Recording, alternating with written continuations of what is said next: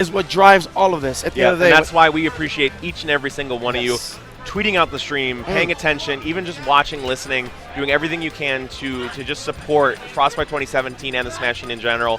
This goes out to all you out there. Yes, man. I hope you guys have been enjoying yourselves. I know me and Nightwing have been having a great time so far. Oh, yeah, how can you not after a 5-game neck-and-neck, back and forth set the whole time? And it looks like we actually have another one coming up here. Ooh. Looks like we have Michigan's own Ryuga versus going up against WaDi. The Xanadu superstar, man. That dude, superstar is an understatement because this man has not just destroyed Xanadus as of late, but also has matches off of the likes of Ally and two-stock Nairo earlier today. He did end up losing that one, but that's not easy to do in itself. So this is a dangerous player, and if he gets rolling, it's going to be extremely difficult for Ryuga to blow him back. That's the interesting thing about WaDi is that it was a kind of a situation where he came out of nowhere in Xanadu. I didn't really see him climbing up the ranks. He didn't join tournaments for months and months, and then finally started winning. He burst onto the scene in a big bad way, and then just started putting in results. So and on the other hand, Ryuga is sort of one of the unsung heroes of Michigan Smash. A lot of players know him as an extremely talented young man, but a lot of the public at large doesn't necessarily know who Ryuga is. Recently got, I believe, number 6 on the Midwest PR. Barely missed out on a lot of other accolades in the ranking systems, but is looking to make a big push here by trying to take down WaDi here and eliminate him from the tournament. So Michigan's going to be popping out for their boy here. WaDi's got to try and defend against all of that hype that'll be surrounding Ryuga. Yeah, we have, interestingly enough, we have 2 very faithful players to their characters. WaDi, hard to catch him outside of the Mewtwo zone, and the same can be said of Ryuga. It's really hard to catch him not playing Corrin. So yeah, probably not going to see any counter picks here. No, Ryuga has used Ike in the past. That's who he started out as, and he does pull Ike out in doubles. But Corrin is his single solo main. It would only be in an act of desperation that we would probably see Ike. But on the other hand, WaDi pretty much only uses Mewtwo, and it's served him very well. This should be a heck of an exchange between these 2 young players. Now the thing about this matchup is, Mewtwo has great movement speed on the ground, so I don't think Ryuga can be extremely liberal with the Dragon Lunge. The safe back retreat. Well, the biggest reason is that because Mewtwo is able to rare bear, reverse aerial rush back air. Bear. Yeah, and hit him with that big long tail. Yes. And WaDi's always really good with his movement, so it's going to be the tail. Yeah. It's going to be a very clutch factor. Ooh! Just wow! He hit him with the women's softball toss. He just kind of tossed it underhand. Yeah. Here you go, buddy. Catch it. Yeah, that was a big fastball right there, and that took him down. To finish off what I was saying was that that WaDi's tail is going to be a key point of these matchups because not many characters can match the range of Corrin. So right now, WaDi's trying to match the range of the first stock, but instead loses his own 0% to 87.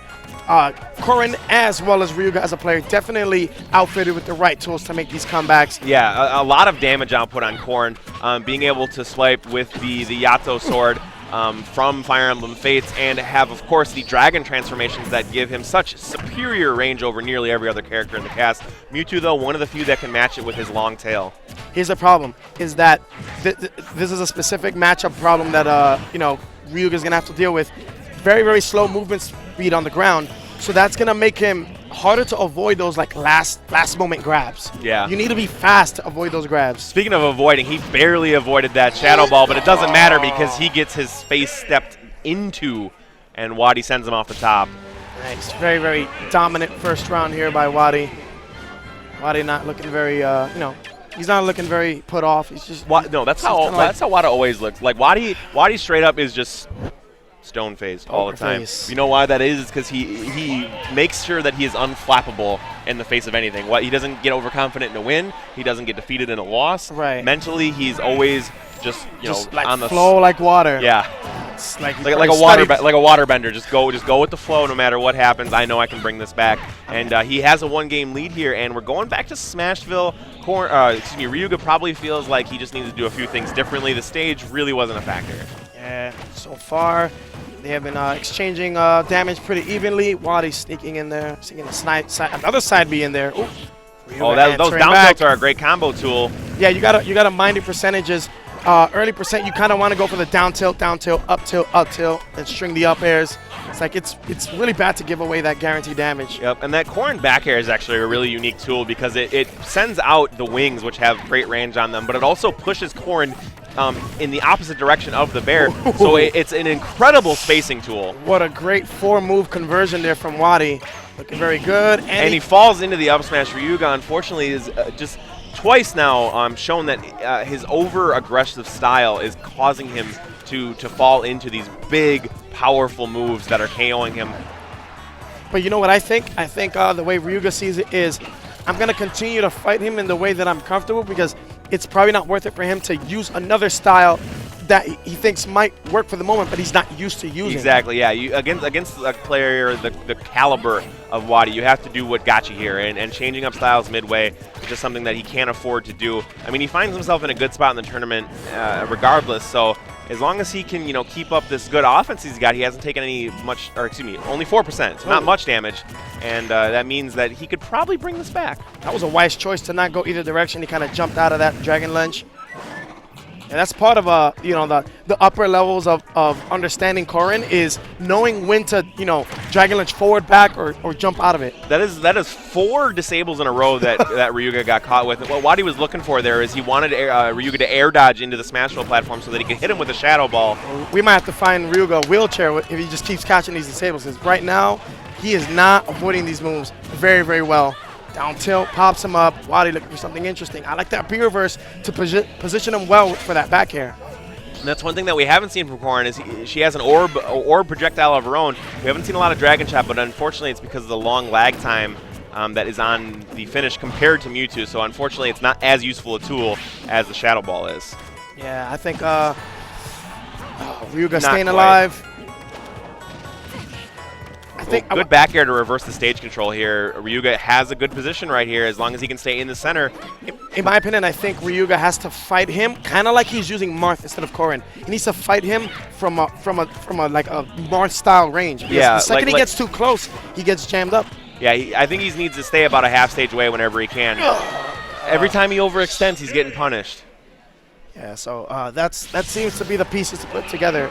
Don't really overextend too much, and don't get too close, because WaDi just, he has this it's like 2 feet range in front of him. You get in that range, and he's just just a bubble of defense that he pulls out. He's a great walling player, and looks like he has called his timeout. Our new coaching rules mean that each player has 1 timeout to call, and during that timeout, both players can access their coaches. And they got 30 seconds to make it happen. Exactly. So you got to get in there, say your piece, and get out. So yeah, the coaches always have to be ready with their advice. Tweak is Ryuga's coach. It looks like Rich Brown is on WaDi's side here. Indeed. So it's interesting to see. The Mewtwo sticking together. Yeah, exactly. It'll be interesting to see what adjustments maybe Tweak has delivered onto Ryuga here. Right. And all right, seems like Ryuga's changing his playlist. Oh, you gotta have the right music, man. No, yeah. If you were to listen to music, what angle would you go? Would you go classical, heavy metal? Or? My music would probably be like video game OSTs. Try and get that feeling of comfort, nostalgia, exactly. And ground you, make you feel nice. You want to feel comfortable, because the second that your opponent gets you uncomfortable, you're in a bad way. Exactly. So that's definitely a good pick. I gotta ask him later what he's jamming with. Right now, we're about to jam this Game 3 here. Ryuga's got his back to the wall here on Smashville, though. I mean, there is no walls, but I mean, I'm sure that he realizes that this is his tournament life on the line. Exactly. And he did definitely play much better in that game, too. But unfortunately, he started to figure out WaDi's playstyle a little bit too late. And he's, again, just his over-aggression. Oh, no. Oh, that is not good at all. Definitely exactly not what he wanted to do at all. He had this game plan, but it was working out really well. And I feel like what happened there was that I know that Corrin off that down air can sometimes get a footstool. Yeah. And then that will have, pop Corrin back up, but he just missed the dare. The other option is that it was a misinput. So it's okay. It could be worse because he only has 30. Exactly. And when situations like that happen, for me it feels like 2 cars kind of going down a 1-car lane. Mm-hmm. You have one piece of information that's coming in, and then another that intersects, and your hands might not do what your mind's thinking. So it's like clearly these players are at the level where shouldn't really be doing those things. But when you're like overcome with emotion, when you know you're a game away from being knocked out, that's when the mistakes start piling on. Yep, and unfortunately Ryuga cannot afford any mistakes, and which is a shame because he started out very hot. He had WaDi, like, you know, off the stage. He had a great combo going. He had, you know, 60% to 0, and then basically SD'd at nothing. And he's got to try and fight his way back in, and he just... Oh, what a way to just peter out there. The flame just kind of doused itself there. WaDi kind of getting out of that scot-free. Yeah, I mean, it was... On the scoreboard, it'll go as a 3.